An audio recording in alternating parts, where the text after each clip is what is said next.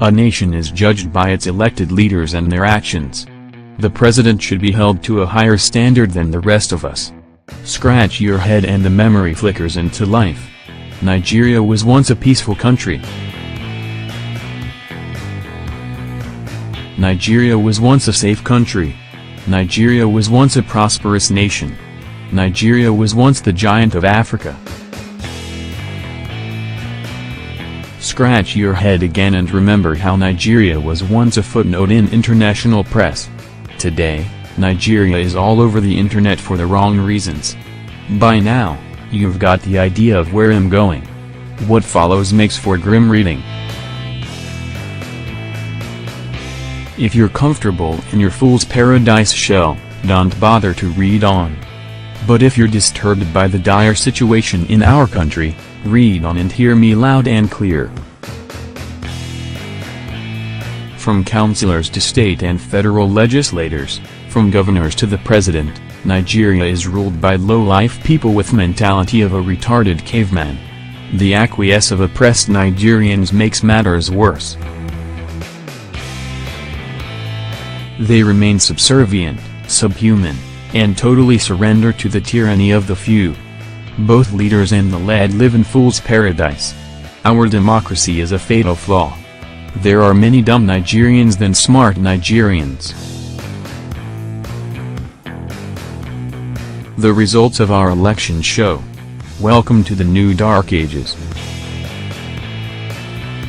Look at the action and inaction of President Muhammadu Buhari.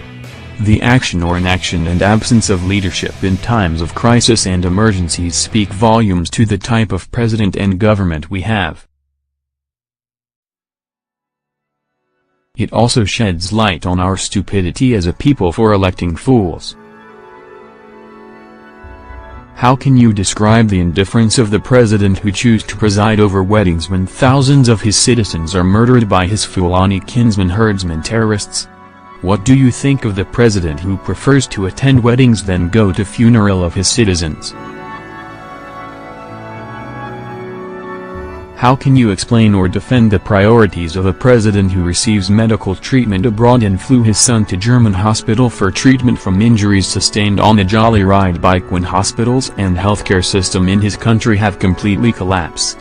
For how would you describe the sad story of a nation where no one is in charge? How would you describe the action of a president whose concern is for village feasts, empty promises, and sickening corruption and rule of law? The alarm bells have long gone off, but no one is in charge.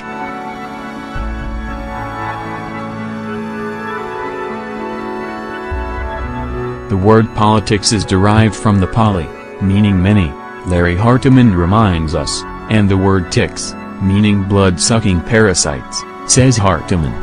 In 2019, let's halt the more than half-a-century-old addiction of electing parasites. Looking ahead of 2019 presidential election, the consequences for a depraved nation for re-electing the old brigade of thieves will have dire consequences. Our fledgling democracy cannot survive unless Nigerians who express their choice are prepared to choose wisely. Life and future of Nigerian youths are vanishing before their eyes. The youths who complained about bad leadership must guard against biased choices. They must choose and elect one of your own in 2019 to avoid a far more riskier and much harder future. It is therefore the moral duty of every poor Nigerian, every unemployed youth, every suffering and smiling adult to guarantee that President Buhari is a one-term president. We know the political process is imperfect. We know politics will not solve all our problems. But our votes are necessary and needed to elect the right person who will promote the welfare of our family, neighbors, and fellow citizens, and protect the innocent and the vulnerable. If the youths fumbled and floundered in 2019, the brigade of thieves will permanently steal their future and the future of Nigeria. Join me in changing the old brigade of thieves. Let's reject the leadership of fools in 2019.